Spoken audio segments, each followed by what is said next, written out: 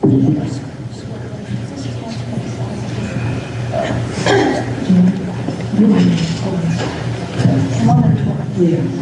just talked for 40 minutes. Oh, I'm going to look at for 3 minutes. That's what my 3 minutes is.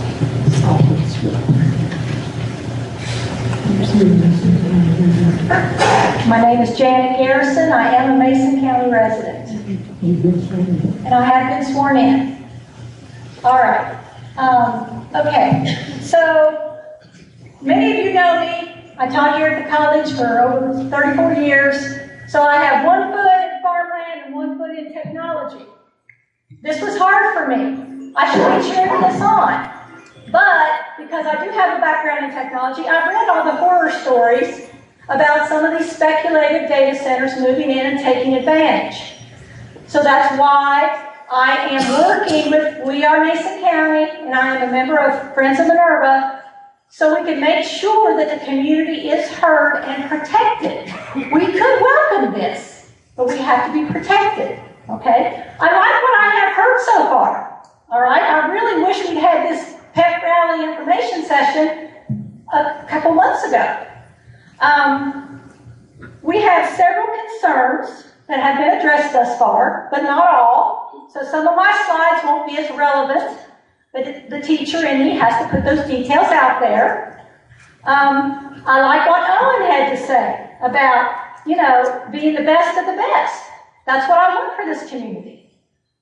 So once again, my background, you can see I was farm and teaching, protecting the environment, supporting a sustainable future, and no fear-mongering. But we're going to address, okay, next slide, we're going to address the ugly elephant in the room, all right? EKPC said they are proactive at pursuing opportunities. Well, this blindsided us. They secretly recruited a 2.2 gigawatt data center customer. And the scary part of that is they also have the power to use eminent domain to force people to sell. So, I don't know if you consider that a conflict of interest. Is that ethical? Aren't they a nonprofit member-owned co-op? We own them? Is this a betrayal or abuse of the people they serve? I mean, we trusted EKPC. And now we're suspicious because this is very scary, especially for those people who have been approached and possibly bullied to sell their land. And when 2 widows may be forced to sell their land, we need to come back and think about this. What kind of community are we? That really concerns me. Next, she's already there. Now, you mentioned earlier that the PJM grid, well, EKPC's 2024 data, the 2025 data is not out yet. Their total capacity, 3,438 megawatts. All right? The peak demand was 37,054 megawatts, which is larger than 3438. So as you can see in the chart, during the winter, we're using more than we can produce. So we have to buy from the PJM, apparently. I haven't had this answered, so maybe somebody from EKP can sit down with me sometime this week and we can go through it. But the summer, we have a surplus, so we're able to sell. And this is all public available information. Okay. Next slide. The data center tariff rate is a step in the right direction. I love that. I love that. But relying on the PJM to go to purchase the extra power is maybe not such a good idea. Because FERC in June 2025 said that PJM was inadequate to meet current and future demands for large data center loads. So if data centers are being built throughout several states and everybody thinks they're going to get their the extra power they need from the PJM, everybody's going after the same resource. So, we're not going to get a piece of the pie. EKPC proposes $2 billion in investment to add 1.2 gigawatts. So I was glad to hear Nick say that the data center is going to pay for that, because that worried me. Right, next slide. They're going to build 1.2 gigawatts from the research. Once again, I'm welcoming KPC to contact me and let's sit down and I can get better educated. But this list, I'm not going to read through it, but only 2 of them that are not highlighted are Cooper and Spurlock, to be retrofitted to be co-fired, so they can burn gas and coal. All right? We're doing that to extend the life of those generating plants. That's fine. But the rest of this all applies to meeting the needs of the data center customer, the 2.2 gigawatt customer.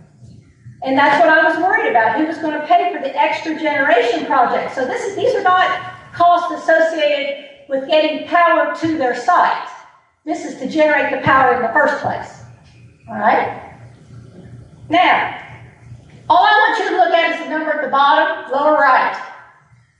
Based on a document that was released in May of 2025, the Transmission Expansion Advisory Committee, which is a PJM planning committee, EKPC filed with them their plans to be able to get up to 2.2 gigawatts by 2031.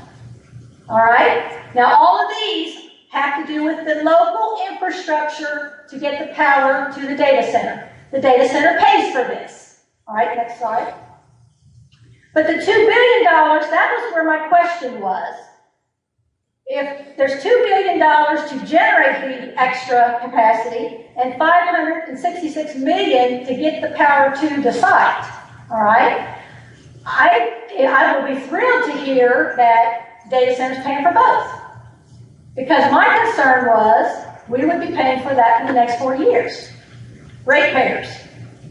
So EKPC requires a bond for data centers to recover all infrastructure costs specific to their operation if they abandon the project. That makes sense. I'm saying, do you have another bond that covers the $2 billion generation investment so the ratepayers don't have to pay it? So Tanner, Jeff, Nick, everybody said no, we wouldn't be paying for that. Everybody heard that here tonight. I love that. All right, now let's get back to the zoning amendment discussion. Closed loop, dry cooled, sounds great. That means no pipeline needs to be built from the river up to wherever the data center site is. That's great.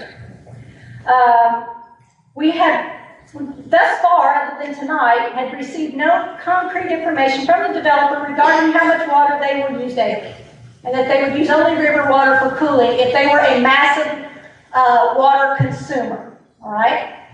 But our thoughts are we still want to protect our aquifer from being contaminated in any way, so if they're going to have any kind of holding ponds, reservoirs, they need to be properly lined, because any chemicals that you may use in your water, we don't want that in our aquifer. Now, evaporative cooling causes elements in water to become more highly concentrated, such as nitrates, PFAs, etc. So there's a second side to the Prineville, Oregon story. This past couple of weeks, the Rolling Stone magazine released an article about Prineville, and now they are experiencing elevated rates of cancer in young people and miscarriages. And they were wondering why. It is because, now hopefully we'll never do this here, but this is a concern we need to watch because we are farming, we use ammonium nitrate, and so forth. In Prineville, Oregon, they also had the large corporate farms that were trying to get additional desert-like land to make it more fertile to raise your McDonald's potatoes for the French fries and onions. And what happened over the course of several years is their aquifer got contaminated with excess nitrates.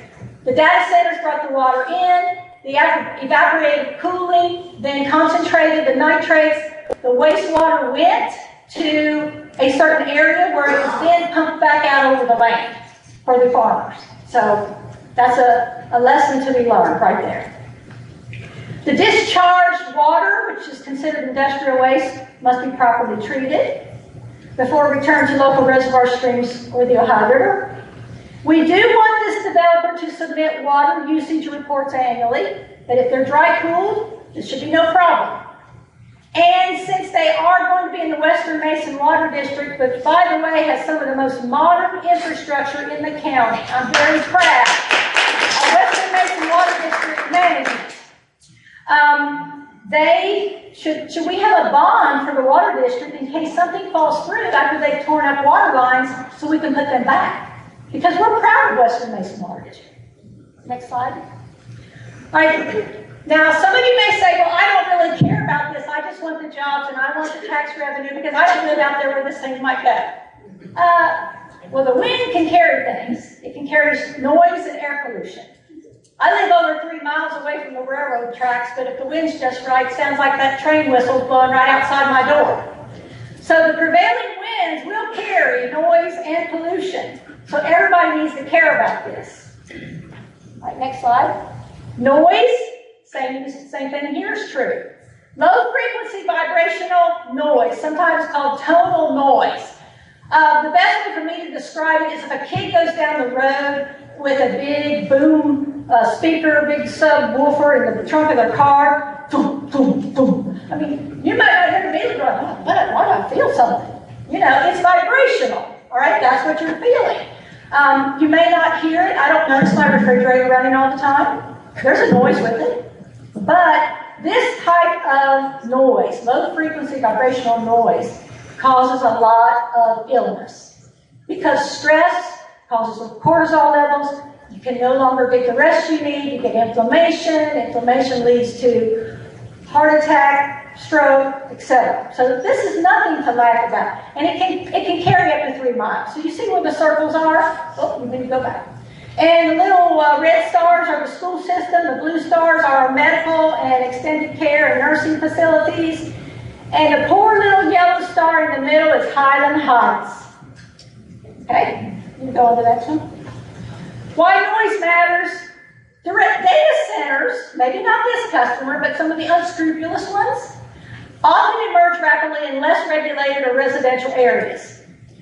They result in noise complaints, reduced quality of life for people, animals, and insects, anything living. Noise control measures for high and low frequencies are needed along with revisions to local noise ordinances. We need to be able to protect the community and no pay to play. No, just let's assess a fine and slap them on the wrist, because they'll just keep doing it. Data centers produce several types of frequencies that are not acoustic, meaning you can't hear it, you feel it, and cannot be measured in decibels. Our current amendment only addressed the decibels. Sufficient setbacks are required so that those levels drop before they reach a person's front door. The site concern. In the amendment, it says data centers shall be allowed only in I3 rural industrial zones. The definition for that in Kentucky is manufacturing and heavy commercial operations such as factories, warehouses, quarries, trucking companies, etc. These should be typically located away from residential areas to minimize adverse effects on living conditions. Local zoning ordinances must include specific requirements for noise, traffic, and pollution management. Next slide, please. We've been told once again that this needs to go into I3. We already have existing I3 sites. Okay, I've got them listed on here, A, B, C, and D. Well, A obviously is the river port. There is no space down there to put a data center. B is Carmoose, once again. No space unless you want to be really innovative and put the baby underground and protect it from electromagnetic pulses. C, EKPC, if you've driven out by there, you go down South Ripley Road, they own a lot of land, a lot of it's ridge tops. 267 acres are ridge tops. Why not build it there? Put it right close to EKPC. And in Dover, the west of Dover, there's 624 acres. But we're saying we want to take this red square and convert it to I3. Well, we've already got I3. Okay. Next slide. Okay, on this slide it's showing the existing industrial parks. You could put one in an existing industrial park if it's multi-story. This is what they do in other parts of the world. They put it in an industrial park. And especially where land is scarce, if you go out over to Japan, Taiwan, and so forth, they build a multiple stories tall. We could do that. We could do that. We don't have to take all the farmland. Maysville is getting many benefits. We've heard of the benefits that Maysville is getting. What are the county people getting? The people who are going to live right next to this. I haven't heard anything yet, other than maybe our property taxes will go down. Next slide. So the people concerns. The green outline here, and once again, I came up with this map. I own this. I came up with this map by talking to local people to find out, are you in or out of this project? Have you been contacted? So this is like the area of interest. And this is 8,025 acres. 4,525 north of the AA highway, 3,500 acres south of the AA highway. This area involves, in Highland Heights alone, 115 families. And on Valley Pike, Big Pond, Tuckahoe, Minerva, it's 500 plus families. That's north of the AA. I didn't even count south of the AA. Next slide, please. I am concerned about the very low direct jobs for the 2,500 acres.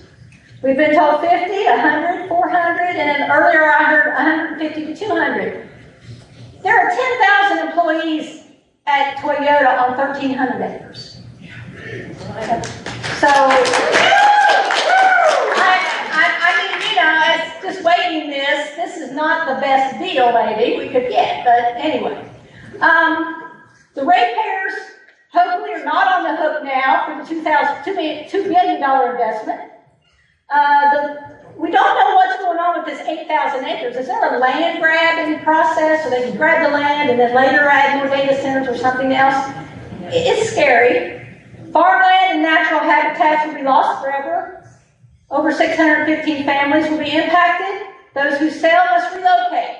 And by the way, I'm not against data centers, and I'm not against people selling their land for however they want, okay? We do not fault the people who sold their land. They got a great deal, okay? Sometimes they were kind of put between a rock and a hard place, but, you know, that was up to them. But the remaining local people will have to endure 10 plus years of construction, I wish it was conservation, construction, chaos, and hazards, air, water, noise pollution, water quality, pressure issues, possible electric grid issues as well. All right, next slide. But, I'm going to sound doom and gloom is over. There is still hope. On the 9th of September, Judge Executive Owen McNeil made this statement.